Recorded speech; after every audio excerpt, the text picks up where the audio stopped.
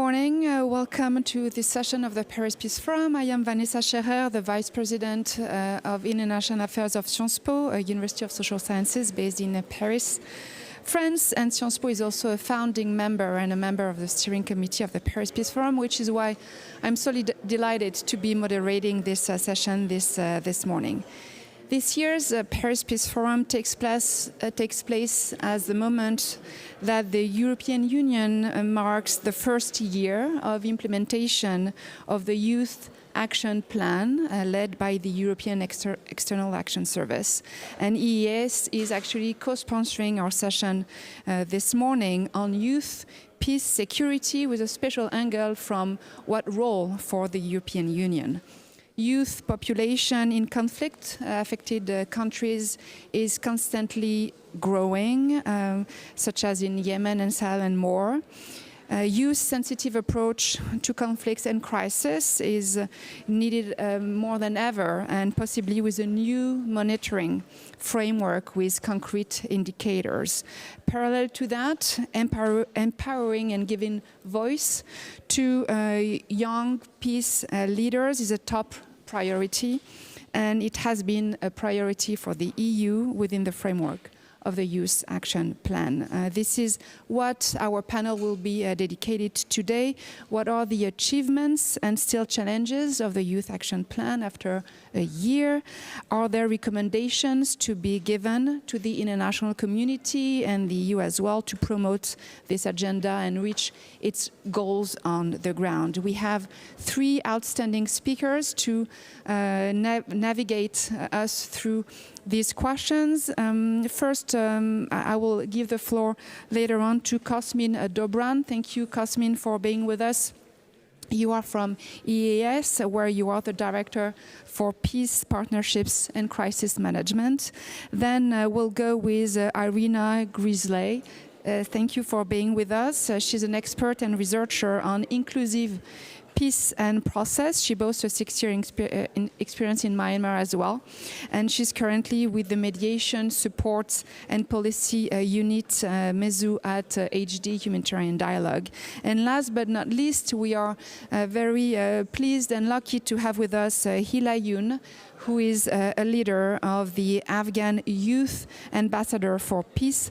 And she will, I think, close our panel and maybe have questions and recommendations to our panelists before we take questions from the room. So I think we will start with you, Cosmin, as agreed, and then we'll move on to our other speakers. Thank you again for the full room this morning, and thank you to our speakers for being with us. Thank you very much, Vanessa. Good morning to all of you. Very happy to be here, and many thanks to my co-panel participants, but also to the audience. Very happy to have you, and thank you very much for taking the time to be with you today. So basically, I will cover three main themes in my intervention. A little bit about the challenges faced by young people in conflict-affected regions. The second would be a little bit the importance of partnerships and the participation of young people in peace building. This is a key theme of our panel. And at the end, a little bit of the concrete actions that the EU is doing in different regions. So let me start with the key challenges. Today, basically, if you look around the world, not only in the EU, but in Africa, in Asia, Latin America, young people are faced with multiple challenges: lack of employment, lack of access to quality education, climate change which would actually affect the life of young people when they will be adults, but also an increasing number of conflicts throughout the world. And this is something which is multiplying in the last years, and that affects a lot the life, but also the perspective of young people. When we talk about conflicts, just two examples. If you look at the children that were illegally taken by Russia from Ukraine and transferred into the occupied territories or in Russia proper, this is quite a serious crisis, and we are talking about thousands of children that were affected by that. In Gaza, more than 4,000 children died in the last days. If you look at Sahel, this is a region where more than 50% of the population is under 18, and this population is affected by conflict, by violent conflict, by climate change, but also by the lack of perspective in their own societies. So this is what young people are faced with today. Also, what is important to think about is that young people are not only affected by this, they are not only victims, if you want, but they are important actors when it comes to peace building. And for me, this is something that we have to build on. It's something that we have not only to support, but make sure that it becomes the core of the activities that we do in different organizations. And this is especially important in regions where we have a lot of young population, and I mentioned the Sahel region, countries like Somalia. More than 75% of the population is youth. Afghanistan, the Horn of Africa, and other regions in the world. And how we do that? Because the challenges are quite high, and I think the only way to do this is building partnerships with NGOs, with the UN, with different organizations, because there's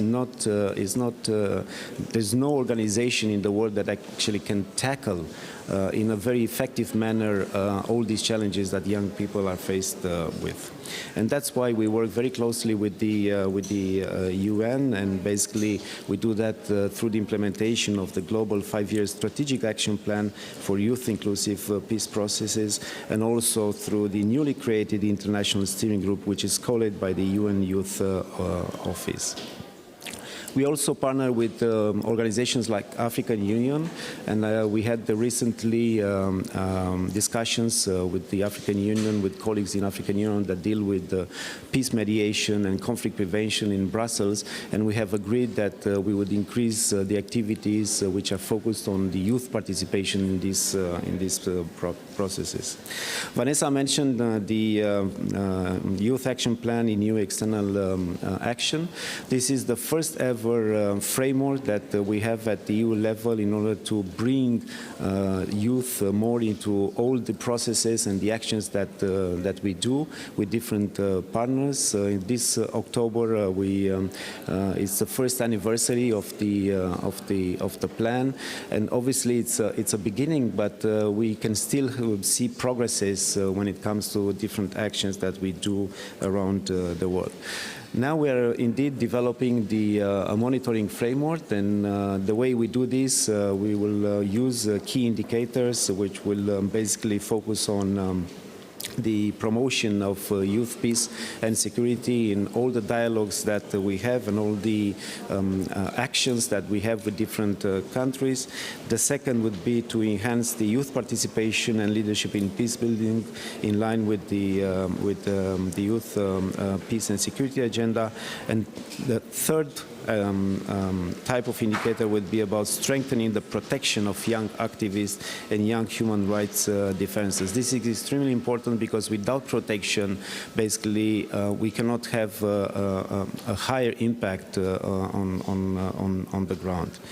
Let me exemplify with some concrete actions that we have in Africa. We have a special representative for the Sahel, and every time that we have discussions with the authorities in different countries in the Sahel region, we include young people in order to make sure that their preoccupations and their stories are heard.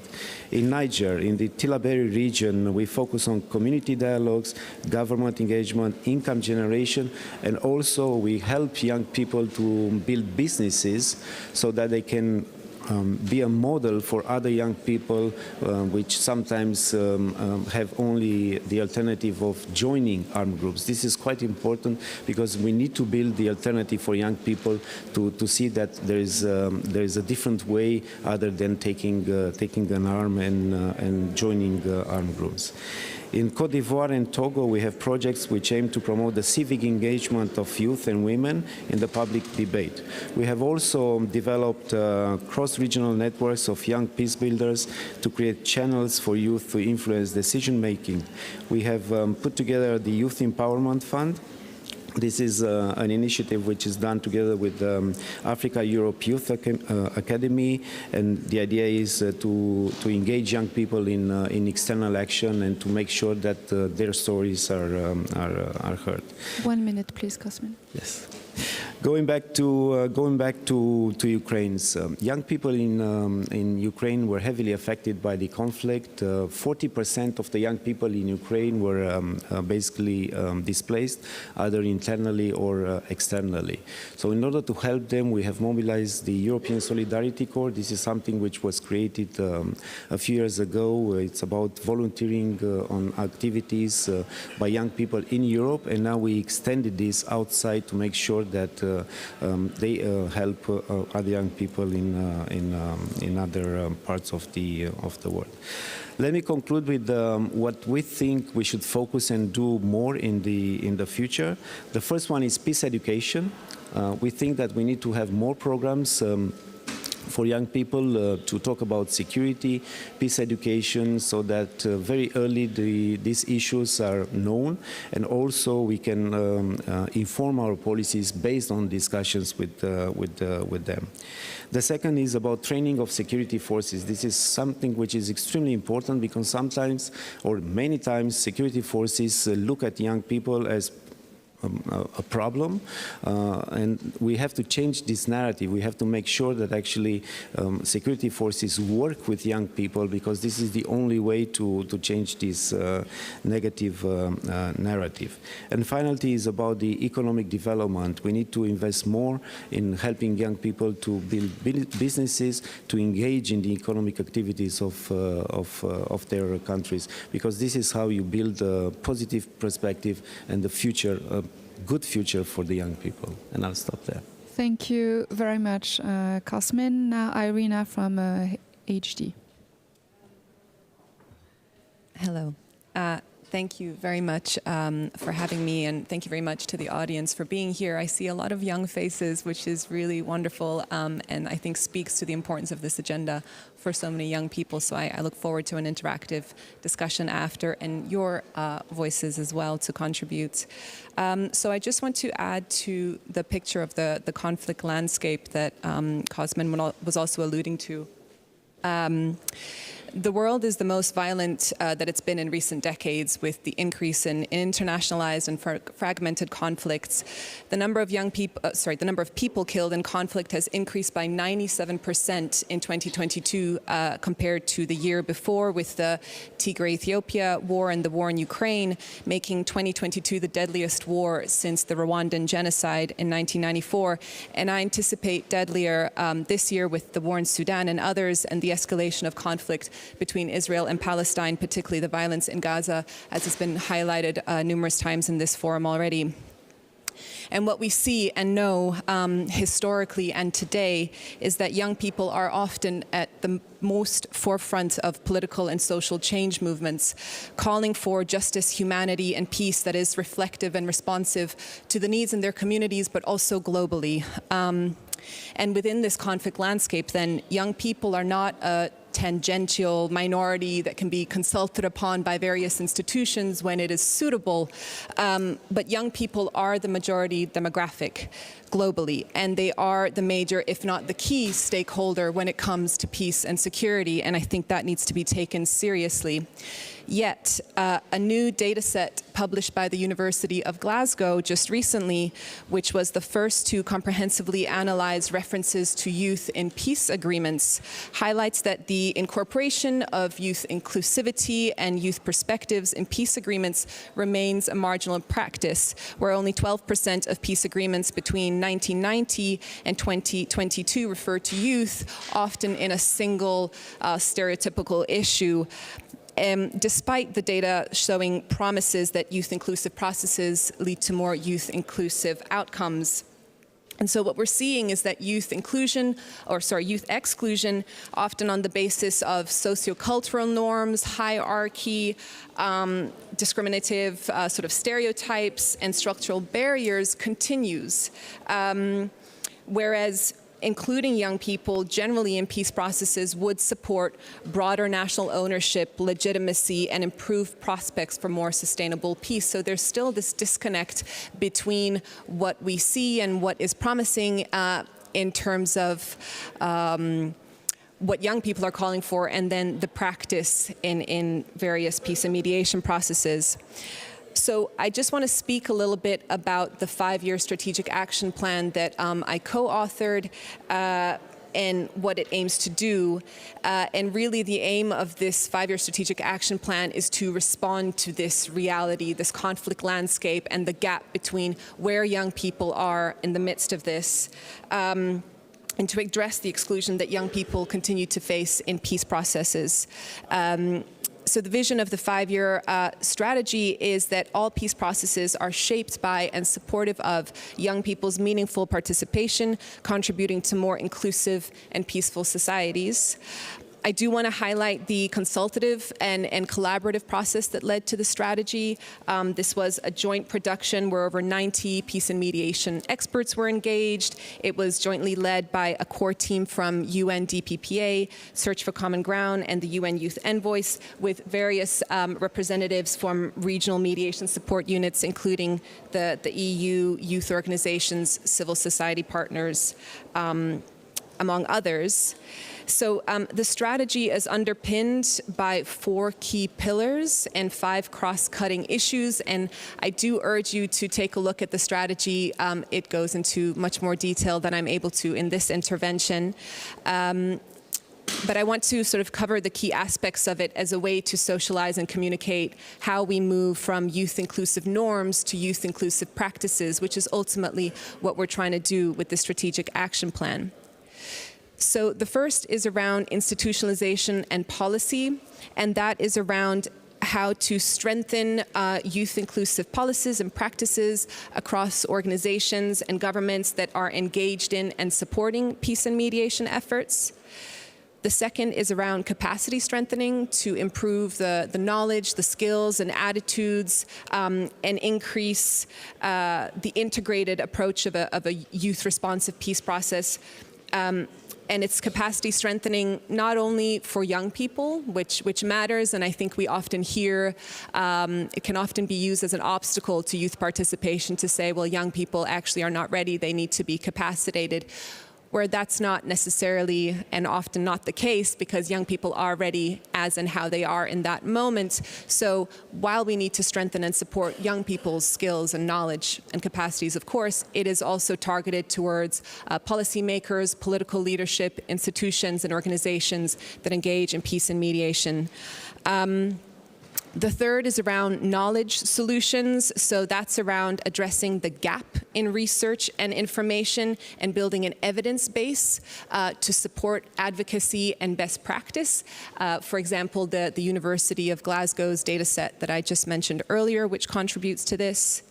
And finally, community of practice and partnership, which builds on the principle and spirit of the Youth, Peace and Security agenda, which is collaboration and partnership for greater collective impact, which alludes to the international steering group that Cosmin just mentioned earlier. And there's 5 key cross-cutting issues that young people, essentially from the interviews and research that we did, highlighted were important around protection, security, gender, and intersectional identities, to recognize that young people are not a homogeneous group, right? That we are diverse and representative of society itself, innovation, funding, and communication. And essentially, And essentially, this is around a broad framework for how governments, regional and international organizations, civil society can sort of work together on youth-inclusive practices. So I just want to commend really the EU's efforts and contributions so far. I think that there's a lot of steps that have been taken in the right direction for promoting young people's leadership and integrating the meaningful structural avenues for young people, including the significant contribution of a new youth chapter in the EU's EEAS mediation guidelines, which is really a significant step. And I just want to highlight perhaps a few challenges and gaps that remain. And a couple of areas. Because it's of course, okay. For Hila. So this is about how we can, first of all, design more with a youth-inclusive mindset, so how we can create structural avenues for young people in peace and mediation processes. Young people often don't want to engage in institutions and processes that they don't see as credible and legitimate.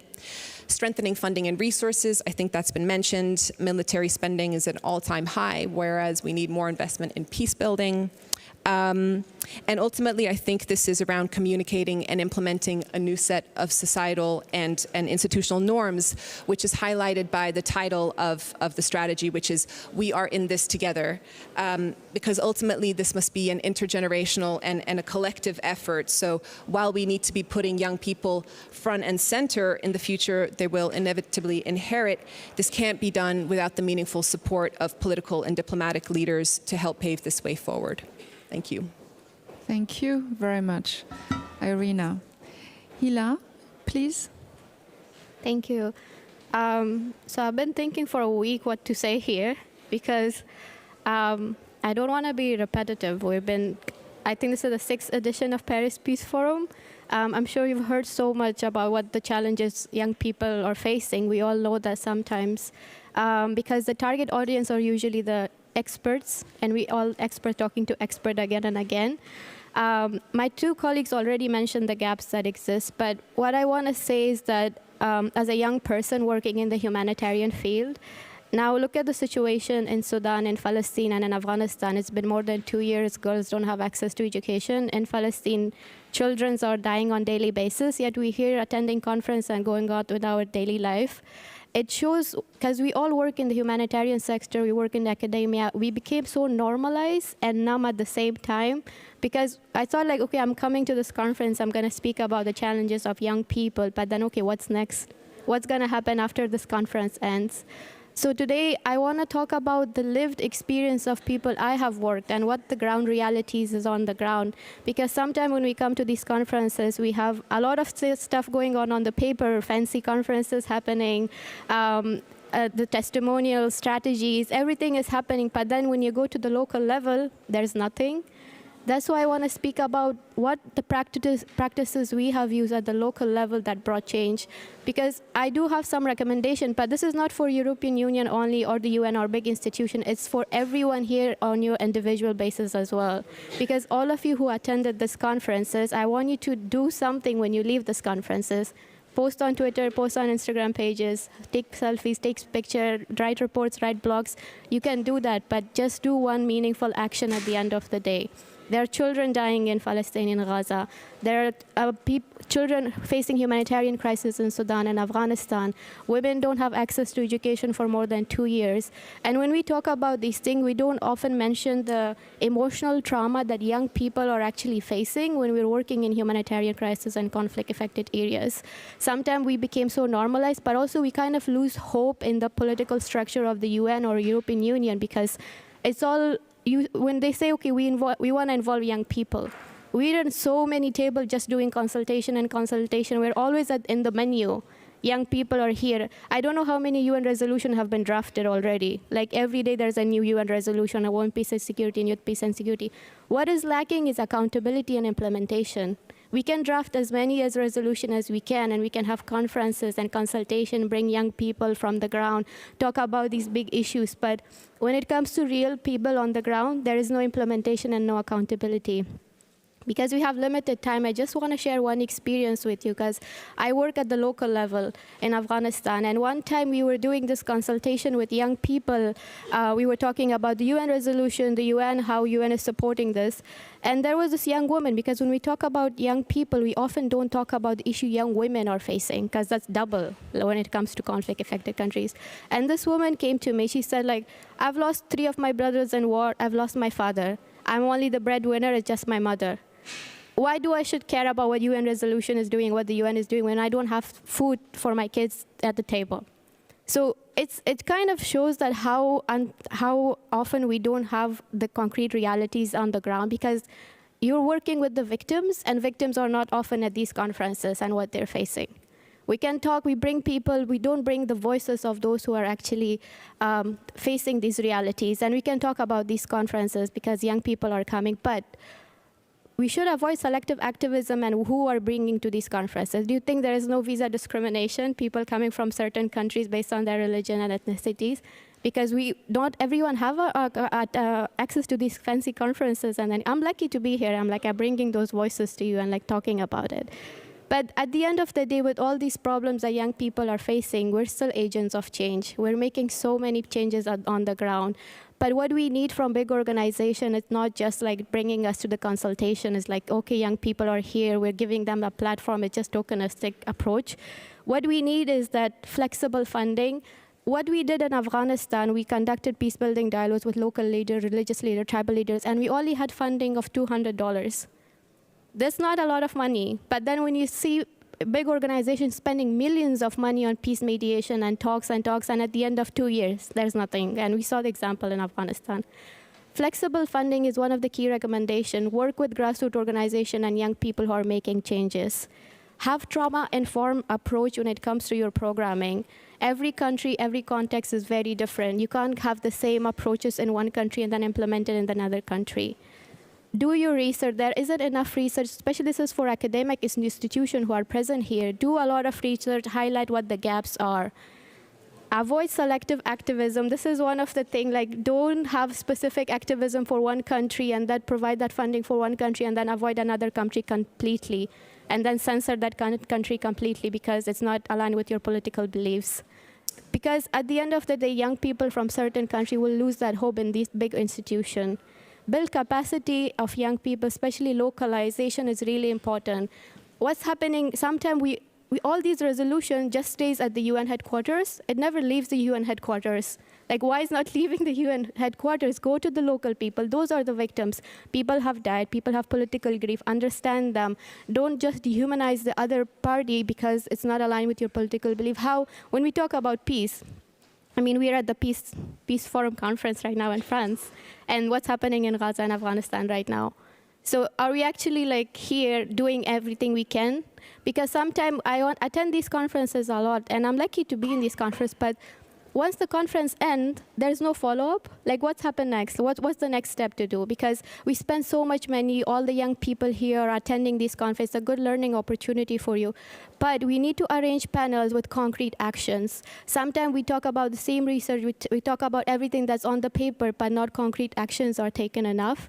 And that's what we need. So every one of you who are here attending on your individual basis, please do your research, donate to organizations, do not do selective activism. Use your digital platform very carefully and wisely. All of you are on social media. Raise awareness as much as you can on what's happening in different countries.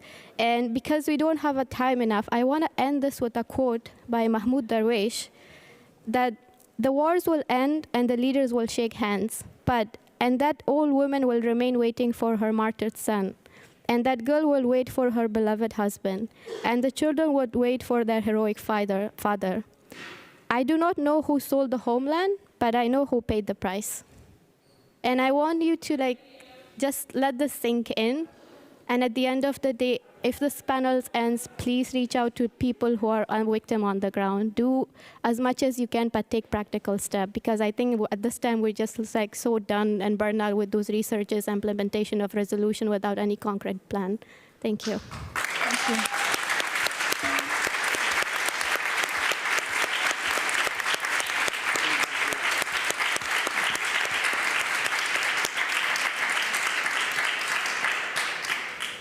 Thank you very much, Hila. Thank you, Irina. Thank you, Cosmin, for the level of energy, commitment, and call for action that all of you brought to us. I want to propose the panelists that we switch directly to the interaction with the audience, if that's fine with you. I already see one, so we'll take maybe 2 questions at a time.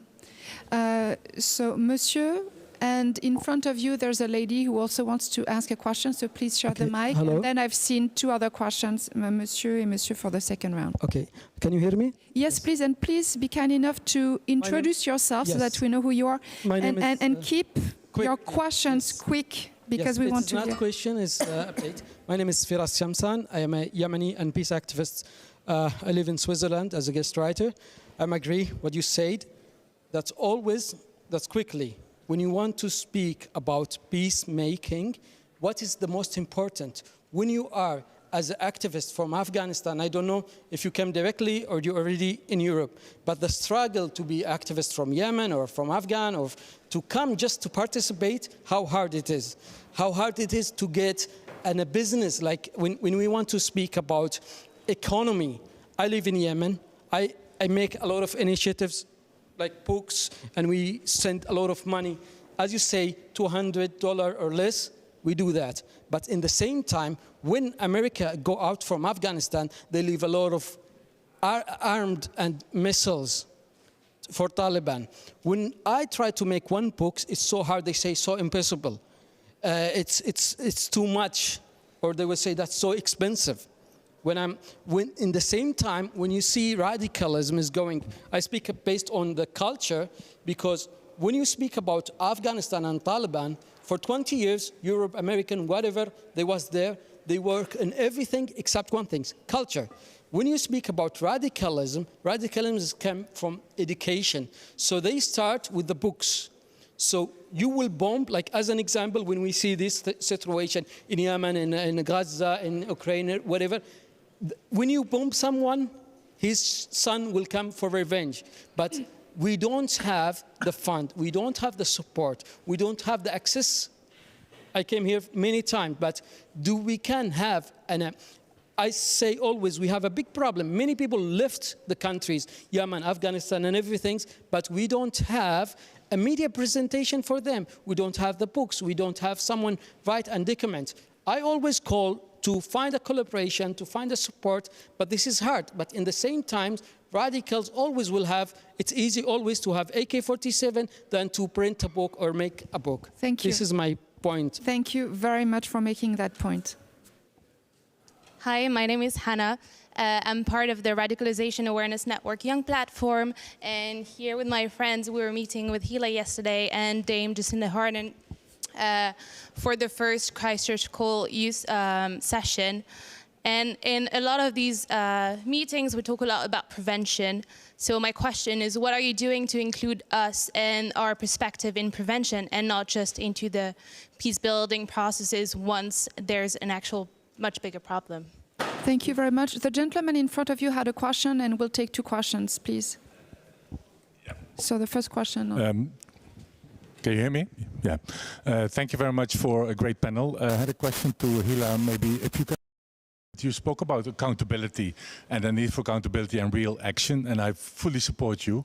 There is development of national action plans on youth peace and security, and there's a lot of learnings emanating from that. Can you maybe touch upon that, on how you see that as a tool for accountability? Second question is, I know that you're linked to the special envoy, the youth envoy at the UN level. What do you see as the role for the youth peace and security in context of the new agenda for peace that is being negotiated? And there's a chapter on youth inclusion, youth participation. Can you maybe speak about that as well? Thank you for the question. I'll take another question, then the panelists can respond. Monsieur, oui. Thank you very much, Vanessa. My question is to Cosmin. Can you please introduce yourself? My name is Benjamin Mwapa. Thank you so much. My question is to Cosmin. You highlighted a number of initiatives that the EU is doing. I'm interested to hear a little bit more around sustainability, because there seems to be so many initiatives that are being introduced, and quite some progressive things are happening there. But how sustainable are they? especially that when we talk about peace building, it's a very long-term process. So how are we ensuring that these initiatives, first of all, are not fragmented, especially when you talk about collaboration with other institutions like the AU, how are we ensuring that they are coordinated and speaking to each other, but also do we have a long-term sustainability around them beyond just sort of, again, tokenistic engagements with young people? And then attached to that, also linked to what Hila was talking about, is I would like to solicit your response to the whole aspect around the institutional bureaucracies that young people have to deal with in terms of getting access to resources, the flexibility, the flexible funding aspect of it, because then the young people are busy making real change happen on the ground, but then they're working with these institutions that are very bureaucratic and technical to give them the funding and the resources that must go to where the real change is really happening. So from your perspective, do you think it is feasible for us to get to a place where institutions like yours can begin to provide flexible funding to the grassroots where real change is happening? Thank you. Thank you very much, Benjamin. So we have excellent questions for the three of you. Within the framework of Christchurch, the question of the question of the prevention. For you, Hila, in particular, can you please delve a little more into the question of accountability and your status of a special envoy? And Benjamin is asking about the question of sustainability that will be for Cosmin, but also maybe Irina of peace building, as well as the question of bureaucracy as a barrier for access and their action. So do you want to start, Cosmin, maybe, and then Hila, and then maybe Irina can... all right, let's do that. Thank you very much, and many thanks for the reactions and the questions. Let me start by saying that there is not one statement that Hila made that I don't agree with. So all the aspects that she mentioned actually are quite real,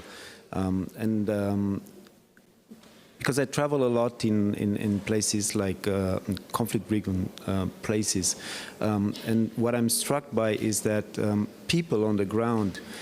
There is this, Hila described it as normalization, that now it's normal, that there is conflict, that there's not much we can do. And this is quite problematic, because if there is no hope, then obviously the efforts are much more difficult. And for me, this is something which we try to address, because we need to build a little bit of hope in everything that we do. Let me go to sustainability. Benjamin, the way we work and all the tools, first we have lots of tools which are divided according to legal rules based on which the EU is operating. And that sometimes makes it difficult for not only for young people but for companies as well, or for all our constituencies, to understand exactly how the whole machinery is working. What we are doing, first of all, is that we try to cluster tools and instruments according to the big themes, and youth, peace, and security is one big theme. So that's something that we do, and that's why basically the action plan that we put together brings together all the instruments and tools, so that if there's somebody interested, there's only one reference where he or she can see exactly what are the concrete actions that can be done, and how the instruments can be used basically. Flexible funding. This is not an easy issue, because we are responsible in front of EU taxpayers. And when it comes to using financial resources, we have to always give account of how the money is used, what is the impact, to explain how the actors on the ground use money. And as you can imagine, that's not very easy, especially in areas where you have a conflict. So you have to put in place processes to make sure that the money and the financial resources are spent very well. However, we do now have a difference between medium and long-term actions and short-term actions. And this is exactly what Hila was mentioning, that with little money you can have a higher impact compared to projects which run between 5 to 10 years. So we focus more on the short term, and also to make sure that we have a greater impact. Thank you very much, Cosmin. Hila, please.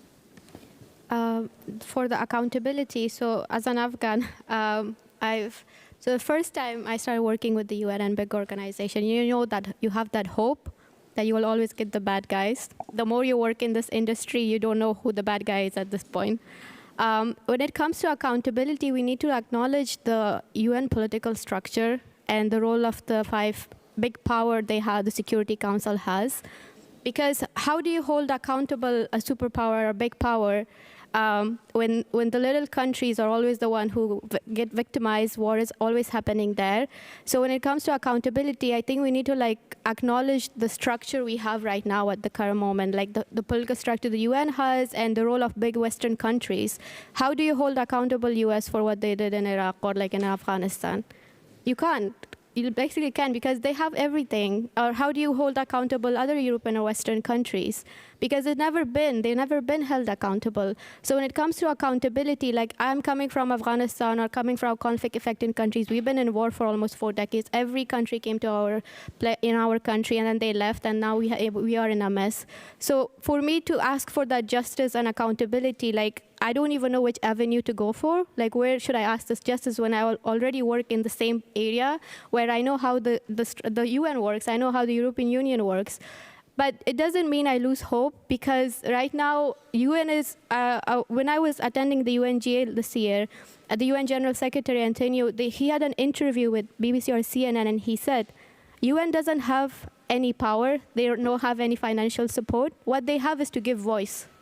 So me as working with the Envoy Office as a young leader, what I can do is to bring that voice, bring that experience from local perspective, bring that experience from where I've lived and how that works. But for me, how to have an accountability mechanism, first is acknowledgement is really important. Most of us don't even acknowledge what the Western countries are doing and what type of power they have hold. We are seeing this in Afghanistan right now, in Sudan, in Palestine right now. But I think it needs to come first by acknowledging what's happening and what's wrong. How can we change this whole structure of how Western countries have that power, especially the UN?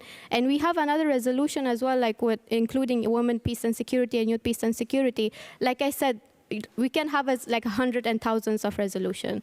At the end of the day, how we implement that, how we hold accountability on the ground is really important. You talked about national action plans. Not many countries have NAPs on youth peace and security. Some countries have it, but I've also worked in committees where we had national action plans, especially in Afghanistan, we had national action plan on women, peace and security.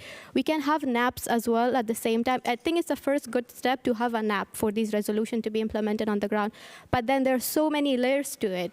How many civil society organizations are actually included in NAP implementation? How can we hold government accountable for implementing NAPs in their own institution? So there are so many layers we can need to dive into and do more research. But at the end of the day, accountability is such a big topic. And every time you hear from a person coming from different country, we will all have very different opinions of how accountability works. Thank you.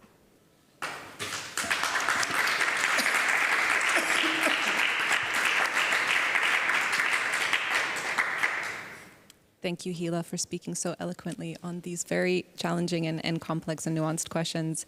Perhaps just a few thoughts.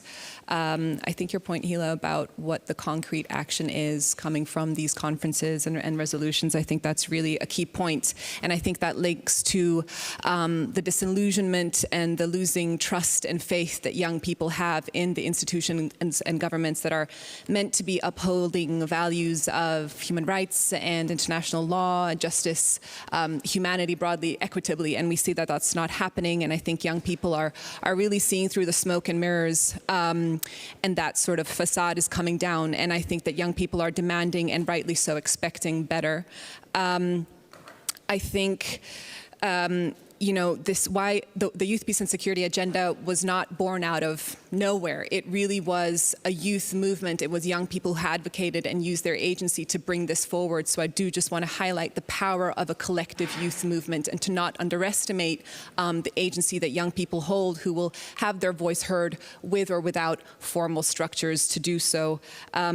just on the point of prevention, I think that's really key and one of the key pillars of the UN Resolution 2250. Sorry, Hila, but it is in good faith that that resolution was put forward. But it is around prevention, and that is really about investing in peace building, in an enabling environment focused on peace education, and really giving the space for young people to do what they need to do and know needs to be done in their communities to prevent violence.